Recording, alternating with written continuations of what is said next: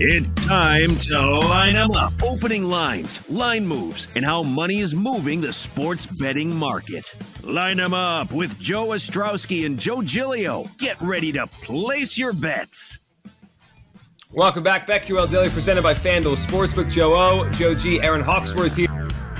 A Friday morning. Coming up about an hour from now, we will talk to Ryan Williams of FanDuel Number Fire. All things coming up NFL. We'll have some college picks for you in a little bit, but a lot of NFL to get to here.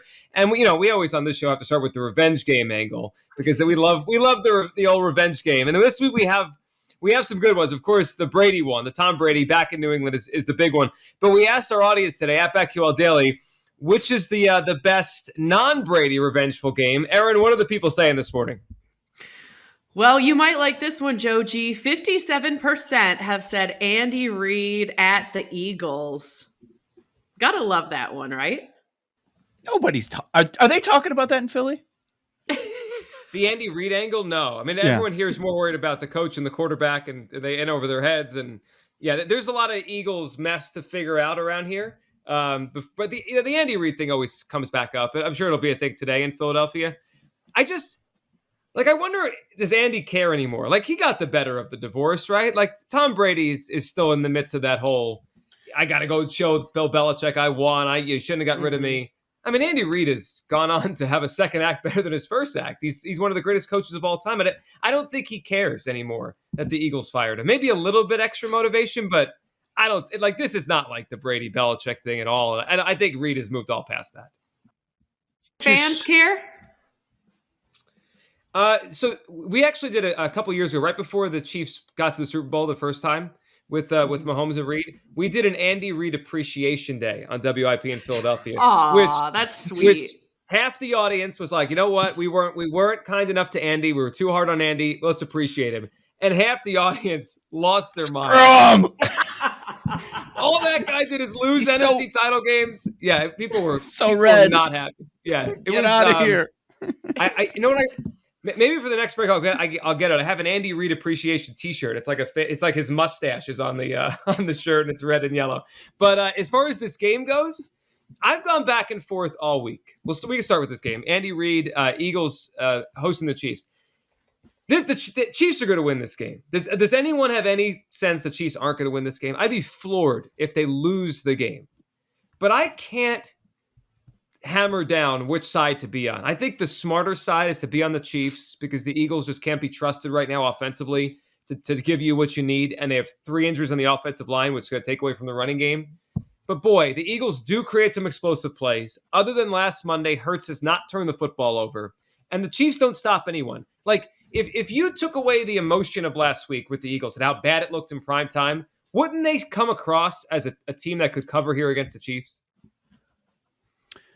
The Eagles should allow at least 40 again. That's the kind of effort that I'm expecting out of this Chiefs offense. And you're right. The defense has been the problem, and they're the worst in yards per play. They're the worst in DVOA, many metrics that you take a look at.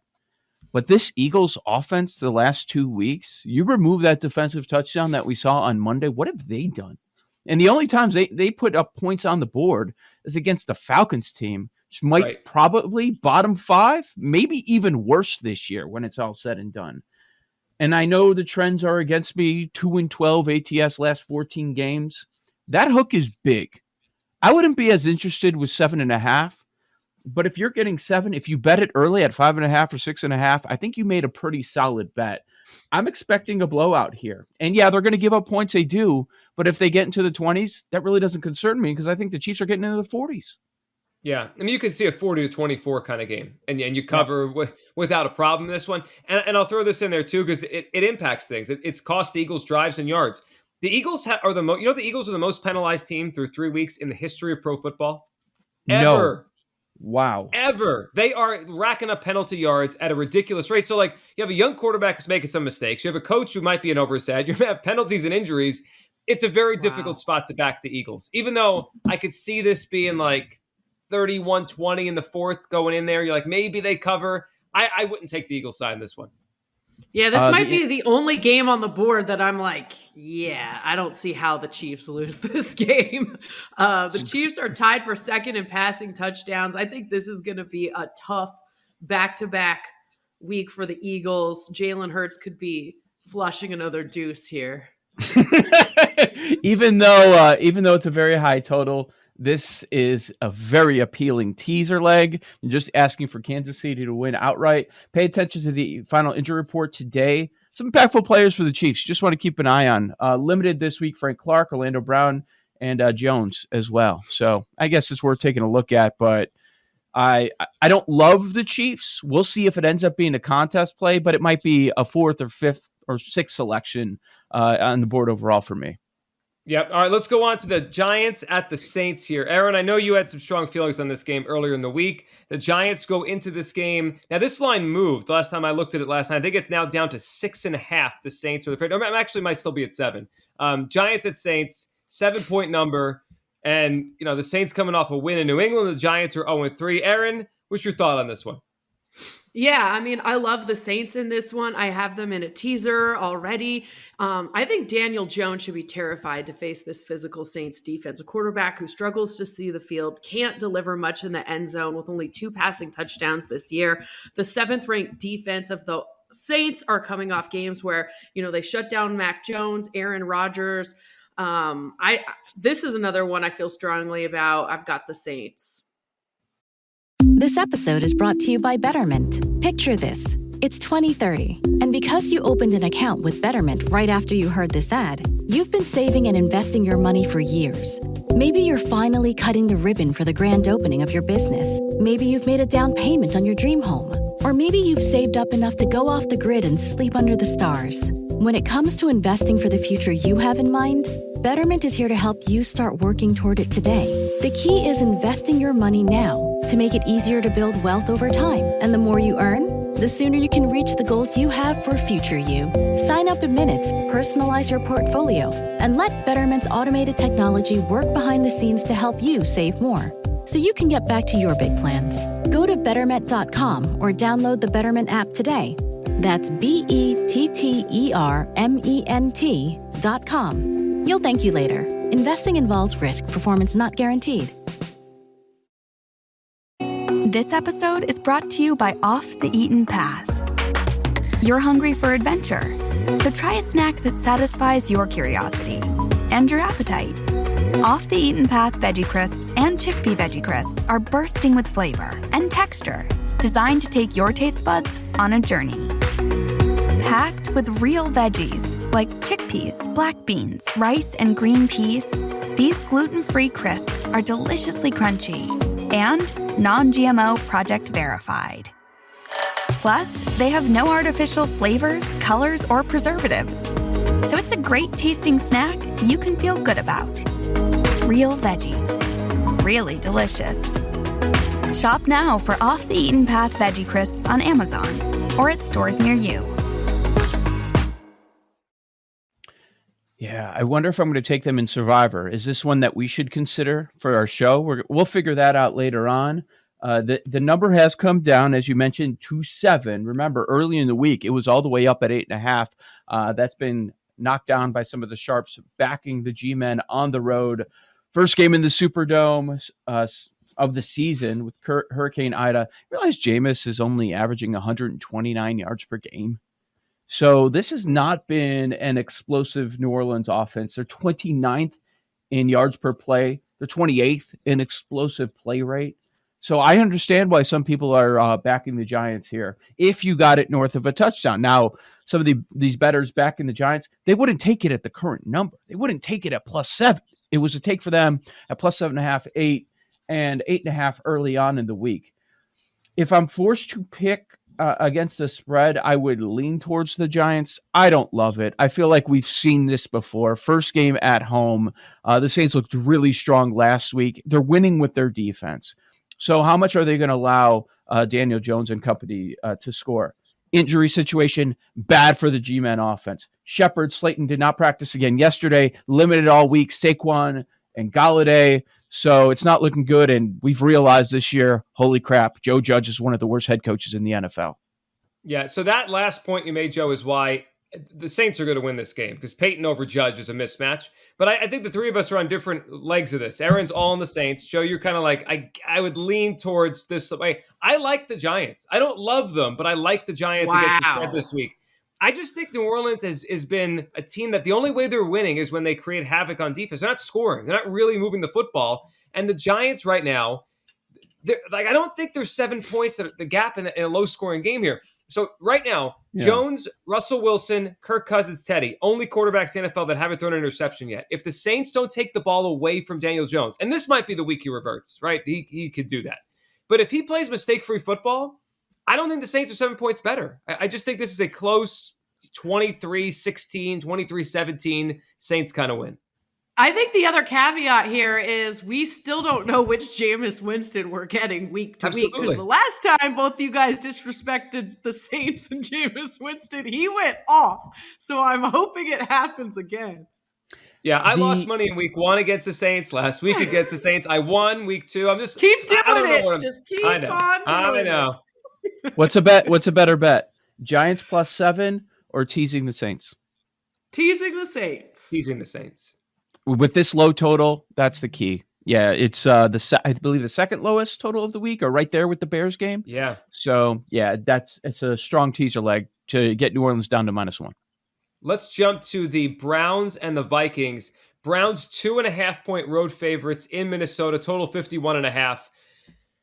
I like the Vikings in this game. The Vikings came and won last week. They beat Seattle. They are 9-3 against the spread as home underdogs under Mike Zimmer. And here is one that I think is important to note. Okay, so if you look at the Browns defense, I think you mentioned it yesterday, Joe. The Browns defense is ranked pretty high, but they're ranked exceptionally high against the run.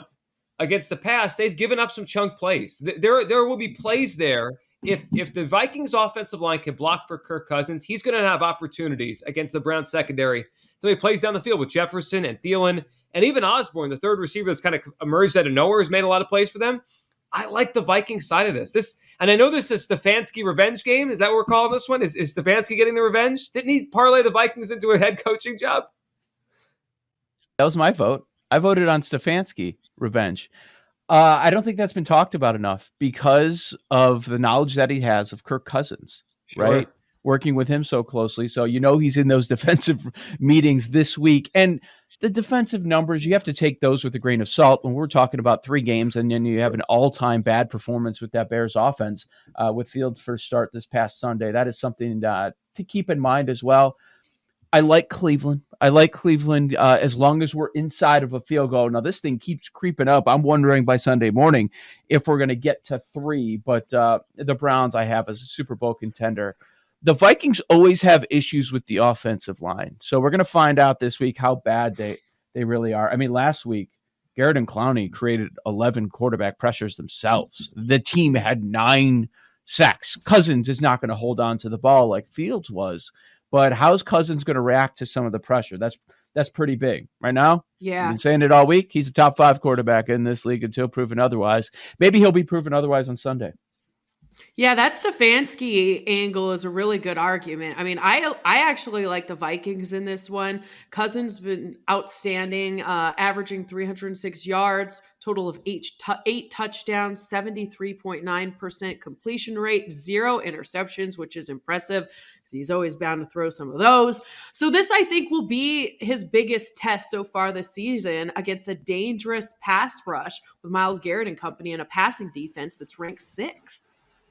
One other note on the Stefanski side. So, I mean, he worked with Gary Kubiak the last couple of years. Right. Now, Clint Kubiak is the OC in Minnesota. He literally knows everything, the entire system, and everything we're going to do. Look at Paul. He's like Browns. I wasn't thinking about that Stefanski angle, man. Oh.